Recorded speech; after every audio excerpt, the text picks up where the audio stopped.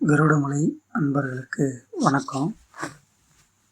நாம் இன்னைக்கு பார்க்க போகிறது ஒரு ஆலயம் 4 யுகங்களை கடந்து, அதாவது 4 யுகங்களிலும் தொடர்புடைய ஒரு ஆலயத்தை பற்றி தான் பார்க்க போகிறோம்.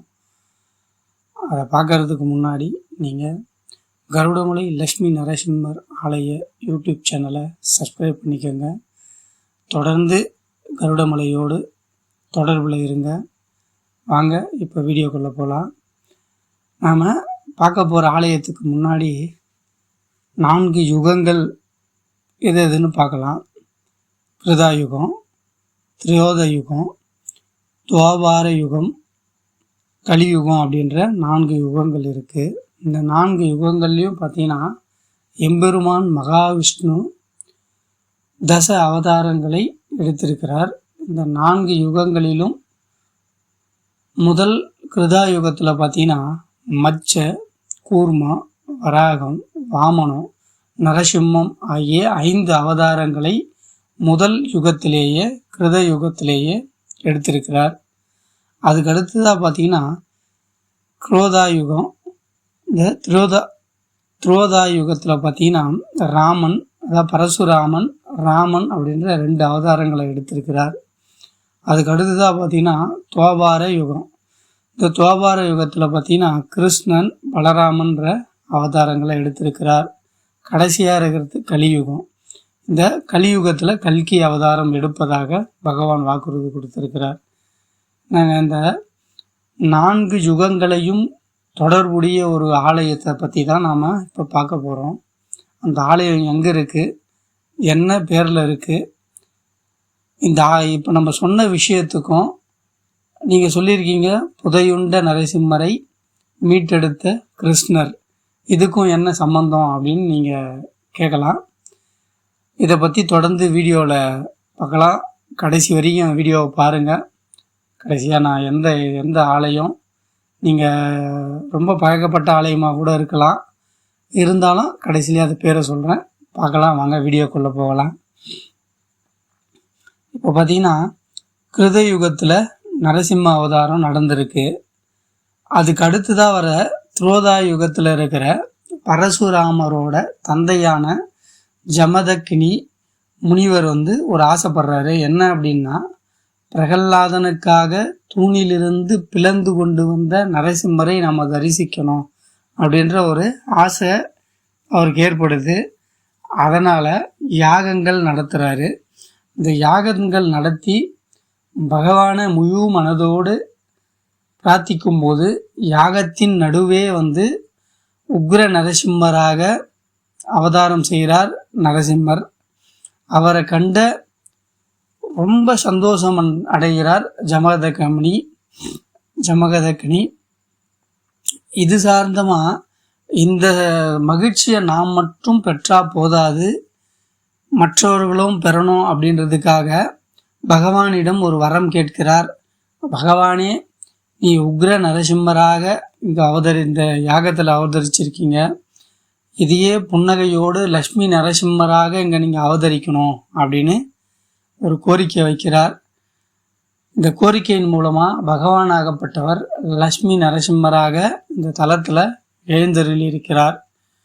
இவ்வாறாக எழுந்தருளிய லக்ஷ்மி நரசிம்மராக எழுந்தருளிய பகவான் காலப்போக்கில் அது துவாரபா யுகத்தில் மறைஞ்சதா இல்லை கலியுகத்தோட தொடக்கத்தில் மறைஞ்சதான்னு தெரியல. இந்த ஆலயம் பார்த்திங்கன்னா மண்களால் மூடப்பட்டு இந்த ஆலயமே இருக்கிற இடம் தெரியாமல் போயிடுது. அதுக்கடுத்துதான் பார்த்தீங்கன்னா கடைசியாக இந்த கலியுகத்தில் பார்த்தீங்கன்னா 1975ஆம் ஆண்டு இந்த இடத்துல ஒரு கிருஷ்ணர் கோவில் கட்டணும் அப்படின்னு அங்கே இருக்கிற மக்களால் முடிவு செய்யப்படுது. நல்லா புரிஞ்சுக்கோங்க. கிருதாயுகத்தில் தோன்றிய நரசிம்மரை காண திரேதா யுகத்தில் பரசுராமரோட தந்தை ஜமதக்க முனி யாகம் செய்கிறார். அந்த யாகத்தில் லக்ஷ்மி நரசிம்மர் அவதரிக்கிறார். அப்போது ஏற்பட்ட ஆலயம் 2வது யுகம் 3வது யுகத்தில் துவாபார யுகத்தில் வரைக்கும் இருந்திருக்கும். அதற்கு அடுத்தபடியாக மண்மேடாக போன அந்த ஆலயம் மீண்டும் கலியுகத்தில் 1975 அங்கே கிருஷ்ண பகவானின் ஆலயம் கட்ட வேண்டும் என அங்கிருக்கிற மக்களால் கூடி ஏற்பாடு செய்யப்படுகிறது. அவ்வாறு ஏற்பாடு செய்யப்பட்ட இடத்தை தோண்டி எடுக்கப்படும் போது அந்த இடத்துல மகாவிஷ்ணுவின் சிலை கிடைக்கிறது. இந்த மகாவிஷ்ணுவோட சிலையை ஆராய்ச்சி செய்யும்போது சுமார் 1500 ஆண்டுகளுக்கு முந்தையதாக கண்டெடுக்கப்படுகிறது. அப்போதைய பல்லவர் ஆட்சி காலத்தில் இந்த சிலை செஞ்சுருக்காங்க, அந்த இடத்துல செஞ்சுருக்காங்க அப்படின்றதும், அந்த இடத்துல ஒரு நரசிம்மர் ஆலயம் இருந்திருக்கு அப்படின்றதையும் இதை உறுதி செய்கிறாங்க. இவ்வாறு உறுதி செய்யப்பட்ட போது அந்த இடத்துல ஒரு கிருஷ்ணர் கோவில் கட்டணும் அப்படின்றதுக்காக கிருஷ்ண பக்த சபா ஒன்று ஏற்பாடு செஞ்சு அந்த முழுமையாக அந்த இடத்துல தோண்டி எடுக்கும்போது அங்கு நரசிம்மர் சிலையும் விஷ்ணு சிலையும் கண்டெடுக்கப்பட்டதன் பொருட்டு அங்கு உருவாகிற இருக்கிற சிலை அந்த கோவிலுக்கு அங்கே இருக்கிற பக்தர்கள் லக்ஷ்மி நரசிம்மர் நவநீத கிருஷ்ணன் அப்படின்ற ஆலயத்தோட பெயரோட இங்கே இருக்கிற ஆலயத்தை உருவாக்குறாங்க. நல்லா பாருங்க, கிருத யுகத்தில் அவதரித்த பகவானையும் திரோதா யுகத்தில் துவாபார யுகத்தில் அவதரித்த பகவானையும் ஒன்று சேர்த்து கல்கி யுகத்தில் ஒரு ஆலயம் எழுப்பப்படுகிறது. அந்த ஆலயத்திற்கு லக்ஷ்மி நரசிம்மர் நவநீத கிருஷ்ணன் என்ற பெயரும் வைக்கப்படுகிறது. இந்த ஆலயத்தோட சிறப்பு என்ன அப்படின்னு பார்த்தீங்கன்னா, இந்த ஆலயத்தில் ராஜகோபுரத்தில் தெற்கு பக்கமாக ரங்கநாதர் பள்ளி கொண்டு இருக்கிறார், வடக்கு பக்கமாக நந்தன கிருஷ்ணர் ஆடி இருக்கிறார், கிழக்கில் லக்ஷ்மி நரசிம்மர் அமர்ந்து அருள் பாலிக்கிறார். 4 கரங்களோடும் லக்ஷ்மி நரசிம்மர் இங்கே இருக்கிறார். 2 கரங்களில் சங்கு சக்கரமும், ஒரு கரத்தில் அபய முத்திரையும் காட்டி மற்றொரு கரத்தில் மடிமேல் அமர்ந்திருக்கக்கூடிய லக்ஷ்மி மகாலட்சுமி அம்மையாரை தாங்கி பிடித்தும் அமர்ந்து கொண்டிருக்கிறார். இந்த ஆலயத்தில் பார்த்தீங்கன்னா சீனிவாச பெருமாளும் சஞ்சீவி ஆஞ்சநேயரும் 11 ஆழ்வார்களும் ஆண்டாள் சக்கரத்தாழ்வார் சன்னதியும் இருக்கிறது. இந்த இடத்துல சிறப்பு என்ன அப்படின்னு பார்த்தீங்கன்னா, இந்த சக்கரத்தாழ்வார் சன்னதியின் முன் ஒரு மேடை அமைஞ்சிருக்கும். அந்த மேடையின் மீது நீங்கள் உங்கள் உள்ளங்கைகளை வைத்து எந்த விதமான வேண்டுதலை வைத்தாலும் அங்கு நிறைவேறும் என்பது ஐதீகமாக இருக்கிறது. நீங்களும் இந்த லக்ஷ்மி நரசிம்மர் நவநீத கிருஷ்ணன் ஆலயத்தை தரிசனம் செய்யணும் அப்படின்னா எந்த இடத்துல போகணும் அப்படின்றத சொல்லலாம். இதுக்கு முன்னாடி ஒரு சிந்தனை யோசிச்சு பாருங்க. சித்தர்கள் வழிபாடு, அதாவது ஜமதக்கனி முனி அவரோட சிந்தனையில் ஏற்பட்டு மக்களுக்கு நல்லருள் செய்யணும் அப்படின்னு இங்கே ஒரு ஆலயம் ஏற்படணும்னு நினச்சி செய்ததால் அது மீண்டும் சித்தர்களோட அருளாசியோடு மீண்டும், அதாவது 2 யுகங்களை கடந்து 3ஆவதாக யுகத்திலும் அங்கு ஒரு ஆலயம் மீண்டும் நரசிம்மர் அருள் பாலிக்கிறார். இதை பகவான் மகாவிஷ்ணுவோட அருளா இல்லை அந்த சித்தரோட தவ வலிமையானு நீங்கள் தான் சிந்திக்கணும். அப்படிப்பட்ட ஆலயங்களை நம்ம தரிசனம் செய்யணும். அது போன்ற ஆலயங்கள் எங்கே இருக்குது பார்த்தீங்கன்னா, நாம் ஏற்கனவே சொல்லியிருக்கோம், யாகத்தில் நரசிம்மர் உக்ரமாக அவதரிக்கிறார். அந்த இடத்துல இந்த உக்ர கோலத்தை விட்டு மகிழ்ச்சியான புன்னகையோடு நீங்கள் அவதரிக்க வேண்டும் அப்படின்னு வேண்டுகோளின்படி லக்ஷ்மி நரசிம்மராய் இந்த ஆலயத்தில் எழுந்தருளிக்கிறார்.